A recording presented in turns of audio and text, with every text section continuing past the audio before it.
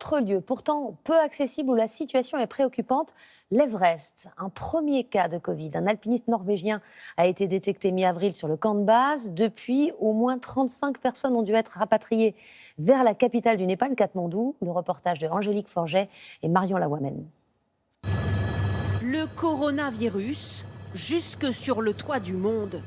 À plus de 5300 mètres d'altitude, le camp de base de l'Everest a vu ces derniers jours au moins 35 personnes contaminées être rapatriées vers la capitale népalaise.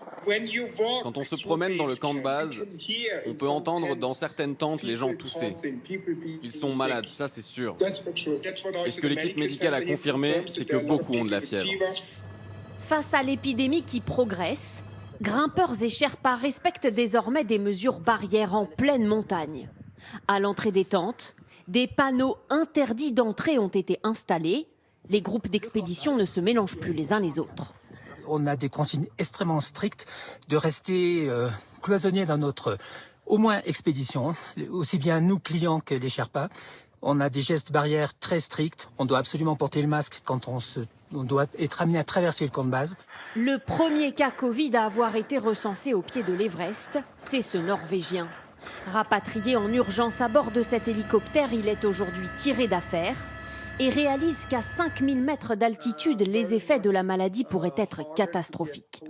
Le Covid attaque les poumons. Alors, quand il y a peu d'oxygène dans l'air, les problèmes s'amplifient. Vous avez vraiment des difficultés pour respirer. Le gouvernement népalais refuse pour l'instant de parler de flambée épidémique et continue d'autoriser les touristes. L'ascension de l'Everest rapporte chaque année plus de 3 millions d'euros de recettes au pays.